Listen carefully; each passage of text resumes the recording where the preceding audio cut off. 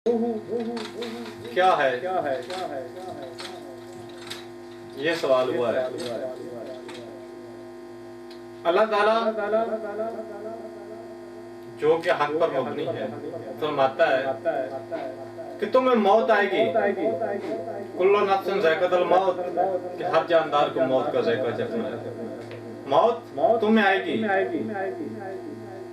जबकि साइंस कहती है कि मौत हो जाती है, दिल की जो धड़कन है इसका रुक जाना, सांस का रुक जाना,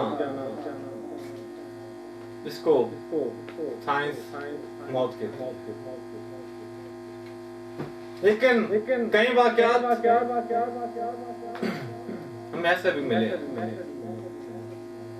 ऑपरेशन थिएटर में जब मरीज को लाया जाता है, कुछ देर के लिए उसका जिस्म साकिन हो जाता है, डॉक्टर उसे मौत उसकी डेथ समझने लगते हैं, उसकी धड़कन रुक जाती है, सांस रुक जाती है, साकिन हो जाता है। लेकिन 5 से 6 मिनट बाद वो दोबारा आदमी जिंदा हो जाता है, वो मरीज जिंदा हो जाता है। इसकी क्या वजह है? धड़कन का रुक जाना, सांसों का रुक जाना, जिस्म का साकिन हो जाना, हाथ पांव का काम छोड़ जाना, जिसे डॉक्टर मौत समझने लगते हैं, उसे डेड बॉडी समझने लगते हैं, फिर वो 5-6 मिनट बाद जिंदा हो जाना, ये कैसे मुमकिन हो सकता है? साइंस के मुताबिक वो तो मर चुका होगा, लेकिन ऐसा नहीं है, क्योंकि अल्लाह ताला फरमा रहा है कि मौत तुम्हारी तरफ आएगी। धड़कन का रुक जाना या जिस्म का साकिन हो जाना, सांसों का रुक जाना, ये मौत नहीं है। इसके ऊपर मैं घंटों लेक्चर दे सकता हूँ, लेकिन वक्त बहुत कम है, मुख्तसर बयान करता हूँ। साइंस कहती है दिल की धड़कन का रुक जाना, सांसों का रुक जाना, जिस्म साकिन हो जाना मौत है। इस्लाम के मुताबिक जो मौत का तस्वर पेश किया जाता है वो साइंस से मुख्तलिफ है। इसके बाद इस्लाम के मुताबिक मौत आती है, उसके बाद दोबारा जिंदगी शुरू होगी, आखिरत की जिंदगी, उसे दोबारा जिंदगी दी जाएगी। इसके बाद कुरान में सूरह मुल्क चैप्टर नंबर 67 में अल्लाह ताला फरमाता है कि अल्लाह ने जिंदगी और मौत बनाई ताकि तुम्हें जान सके तुम्हें कौन आजमाइश पर पूरा उतरता है। अल्लाह ताला ने जिंदगी और मौत एक आजमाइश के लिए रखी। कौन है जो कवानीन खुदाबंदी के मुताबिक अपनी जिंदगी बसर करता है, कौन है जो फलाह पाता है, और वो कौन है जो बदबख्त नाकाम होता है। इसके बाद कुरान कोई साइंस की किताब नहीं है, ये साइंस की किताब है, निशानियों की किताब है, आयतों की किताब है। इसमें तकरीबन 6000 से ज़ायद आयात मौजूद हैं और 1000 से ज़ायद आयात कुरान करीम की साइंस से मुताबिकत रखती हैं। कुरान जो कि अल्लाह ताला की आखिरी नाज़िल करदा किताब है, इसमें बहुत सी चीजें हैं जिन्हें साइंस साबित कर चुकी है। 80% साइंस की बातों को साइंस 100% मान चुकी है, 80% कुरान की बातों को 100% साइंस मान चुकी है, लेकिन 20% कुरान का हिस्सा जिसे साइंस समझने से अभी कासिर है। साइंस अभी इतनी एडवांस नहीं हुई के मौत के बाद की जिंदगी को या जन्नत और जहन्नम को साबित कर सके, जिन्नात को, रूहों को साबित कर सके। जिस दिन कुरान का बकिया हिस्सा भी साइंस की समझ में आ जाएगा, उस दिन ये बात भी समझ में आ जाएगी कि ये कायनात एक प्लानिंग के तहत हुई। इंसानी जिंदगी के पीछे भी एक मकसद है, और वो मकसद क्या है ये साइंस की समझ में आ जाएगा। अभी इतनी एडवांस साइंस नहीं हुई, अभी साइंस समंदर के एक कतरे के बराबर भी ये जान नहीं सकी। कायनात जो हालत मौजूदा में इस वक्त मौजूद है, 7 आसमान जो मौजूद हैं, साइंस अभी पहले आसमान तक पहुंचने से कासर है, बाकी 6 आसमानों तक पहुंचना तो बहुत बड़ी बात है।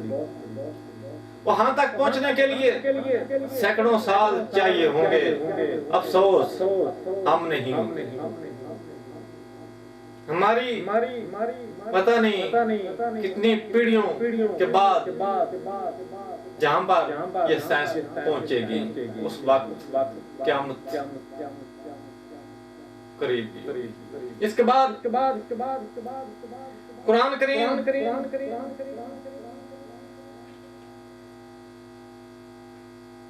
जो कि अल्लाह ताला की आखिरी नाज़िल करदा किताब है, इसमें जो हक़ाइक़ बयान हुए हैं, मसलन बिग बैंग, कायनात एक नुक्ते से वजूद में, एक इकाई से वजूद में आई और वो ये फैलती चली जा रही है। ये बात साइंस भी समझती है और इस बात की तस्दीक भी करती है, खुलाश हुआ, ऐसा ही हुआ। और कुरान में भी यही हक़ाइक़ मौजूद हैं। इसके बाद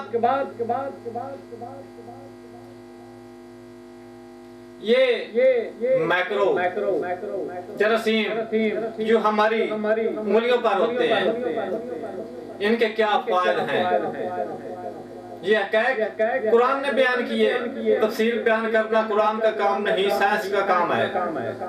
कुरान कोई साइंस की किताब नहीं है, ये इलामात की किताब है। इसका मौजू साइंस नहीं है, ये इंसानी कवानीन को, इंसानी जिंदगी को कैसे बसर किया जाए, किसके तहत किया जाए, ये इसका मौजू है। अहकाम खुदाबंदी के मुताबिक अगर हम जिंदगी गुजारते हैं तो फलाह पाएंगे आखिरत में। अगर हम बादल नजरियात के ऊपर चलेंगे तो इसका अंजाम भी बुरा होगा।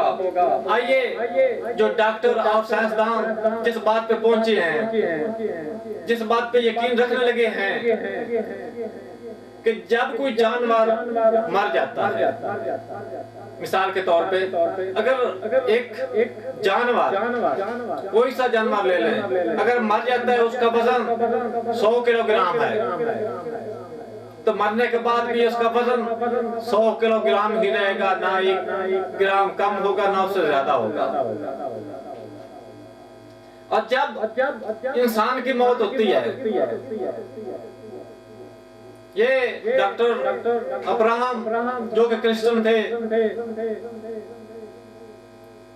रोज एनालिसिस के डॉक्टर अब्राहम, उन्होंने कुछ तजर्बात किए। 5 सालों में तकरीबन 1200 मरीज जो कि हालते मौत में उन्हें एक तराजू के ऊपर लिटाया जाता था, जो एक शीशे के बंद डब्बा बना हुआ था।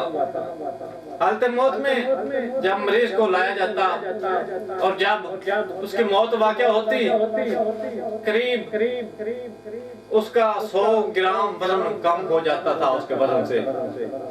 अगर एक आदमी का वजन 65 किलोग्राम है, मरने के बाद जैसे ही रूह फेफड़ों के दरमियान से निकलती है, आखिरी सांस के निकलने के बाद यकदम उसका वजन 100 ग्राम कम हो जाता है। कई जगह पर जो हमारी नजर में स्टडी हमने जो की सर्च की, कुछ मरीज जिनका वजन 30 ग्राम कम हुआ, कुछ का वजन 25 ग्राम और ज्यादा हालत मरज में मौत के बाद जिनका वजन कम हुआ वो तकरीबन 100 ग्राम था। और ये जो वजन का घटना है, साइंसदान और डॉक्टर ये समझते हैं कि दरअसल ये वजन का घटना ही रूह का निकल जाना है, वो वजन रूह का ही है। इसके बाद सवाल है क्या कुछ